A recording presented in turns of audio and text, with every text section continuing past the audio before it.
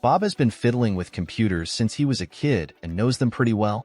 As with most IT people, he's moved from job to job. The employer he worked for was a service distribution company, and there were 2 IT employees. The company was located in Ontario, Canada. About 3 years ago, Bob's employer decided to modernize their software. They had separate programs for dispatching, for inventory, for payroll and finances, and it was complicated moving information from one program to the other.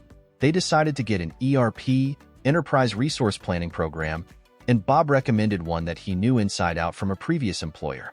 For those of you who don't know, an ERP program handles everything: purchase orders, sales, inventory, personnel, vendors, customers, all of it.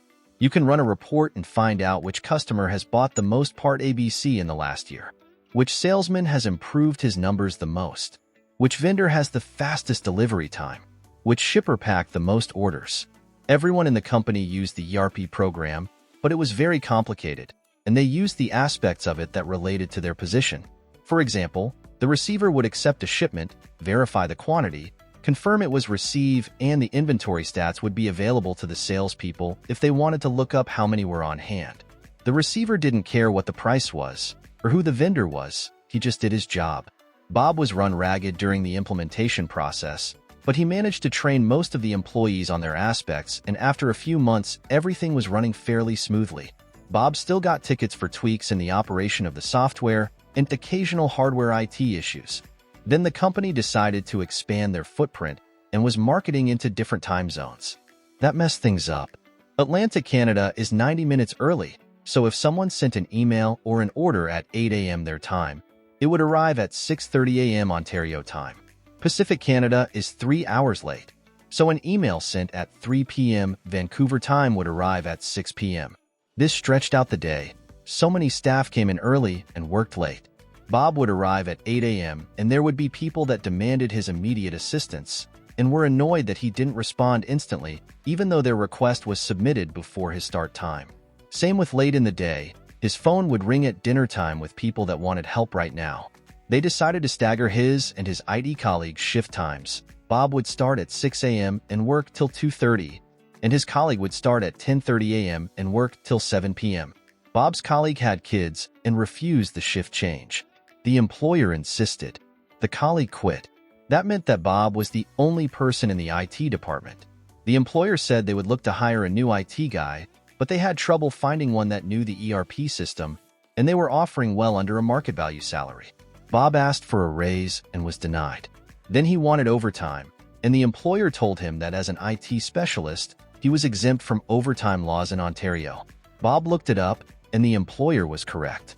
This went on for some time, and he knew lots of IT people socially. They told him what the company was offering, and Bob knew that they wouldn't find another tech. Things went downhill from there. Bob would get chewed out if he missed a call or an email, no matter what time it came in. He had to train new hires in the ERP system, as well as take care of the hardware. He asked repeatedly for better compensation and was denied, so he planned to get a new job. Now here's the revenge. Bob had access to the entirety of the ERP program. When a user signed in, the time was logged, and even if they didn't sign out, after 15 minutes it would log them out anyway. Everyone in the company was on salary, and many of them came in early and stayed late. Ontario labor law states that even salaried workers are entitled to overtime after 44 hours a week, unless they were managers or supervisors.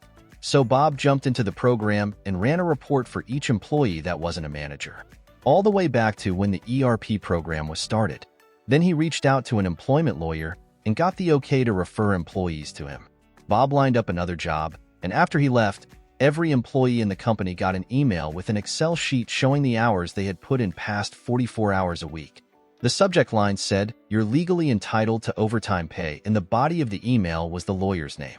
Then it all hit the fan.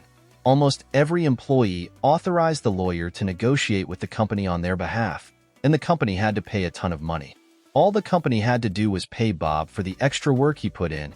Instead, they had to pay almost everyone.